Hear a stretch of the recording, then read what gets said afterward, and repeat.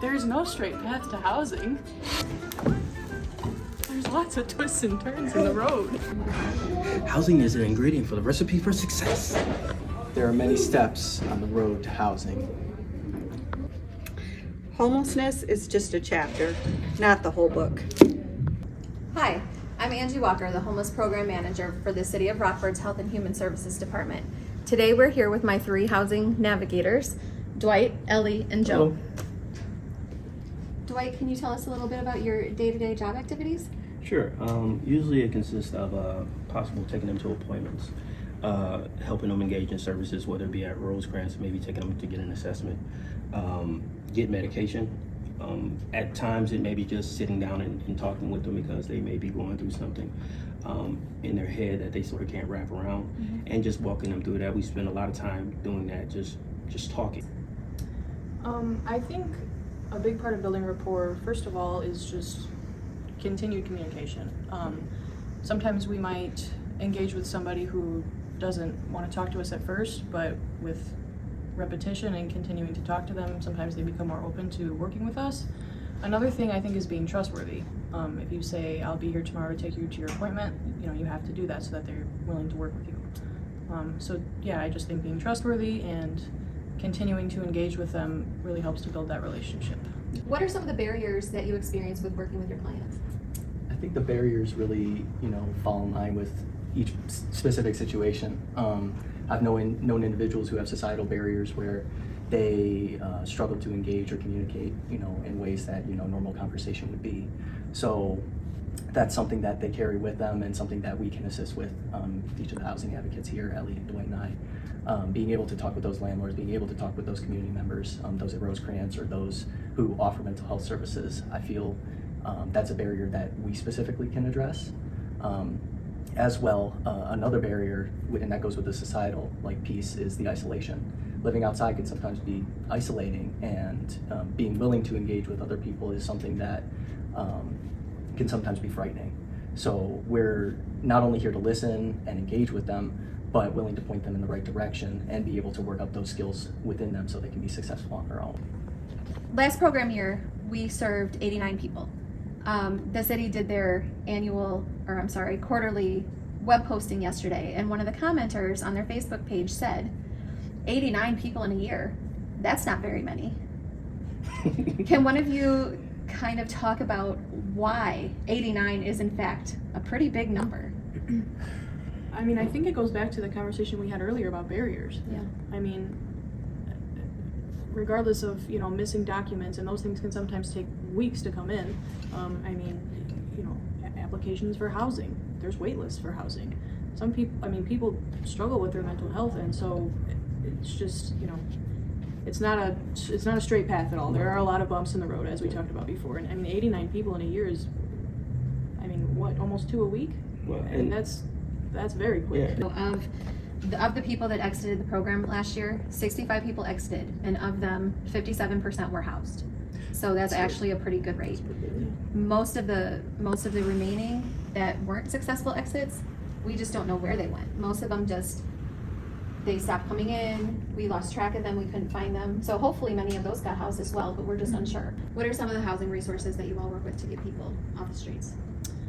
So there's quite a few. We work with Carpenter's Place, we work with Shelter Care Ministries, the Jubilee Center, we work with Rosecrans, and with the clients that we work with, their housing needs kind of differ based on their situation.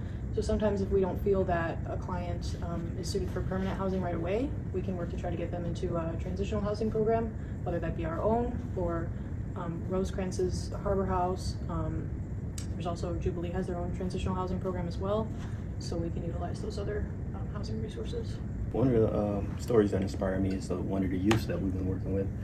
And he moved down here from a whole nother state, and he was told by a relative that he would have housing. Well, unfortunately, when he got here, they put him in his garage. And the garage, it wasn't air conditioned, wasn't anything, him and his sibling. And with working with Rosecrans and Jubilee, we were able to get him housing recently. And he's been so happy. He did everything that we told him to do. And he said, I've never had support like I've had it now, and it feels like I can do anything. So right now we're in the process of getting him a job and he's even talking about going back to school. So, yeah. So for those individuals that we did lose track of, is it possible for them to come back into the program? Absolutely. As long as they are, in their same situation and they come back to us and need assistance, we will definitely assist them. Great. Well, thank you all for being part of this panel today. We appreciate you and all of your hard work. Thank you. Thank you.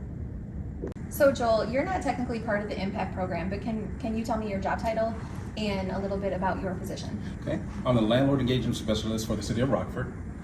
My primary responsibility is to be a liaison between the case managers and the client, and also be a liaison between the case manager and the landlords.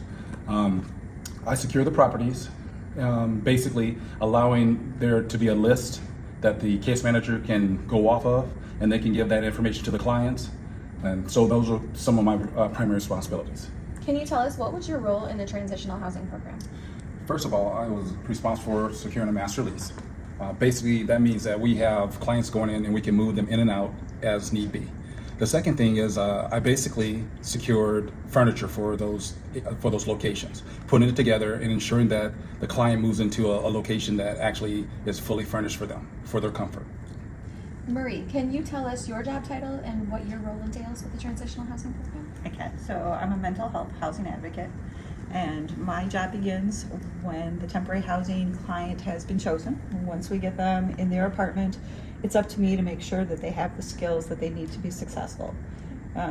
Sometimes it's just some easy housekeeping skills that they don't have any longer because maybe they've been living outside for a long time.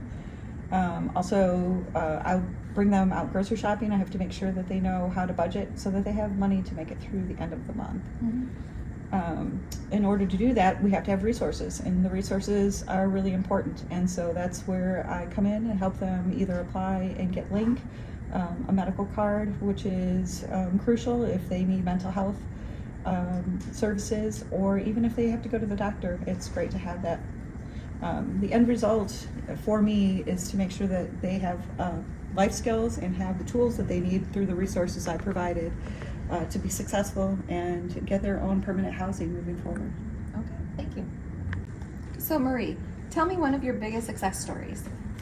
I feel like my biggest success story would be the first client that we had who came in after living outside for a couple of years with all the weather and living through that. Finally getting him into a unit was a huge deal because he said he only wanted to stay one night.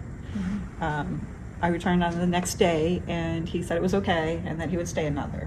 So we took it from there, and we were able to get him all the resources that he needed. He now goes grocery shopping with me. We have lined up to get mental health resources for him moving forward. And hopefully one day he'll be into permanent housing, and it's a long process and we're still working on it. Thank you both for being here today and telling us a little bit more about our transitional housing program. Thank you for having us. You're welcome.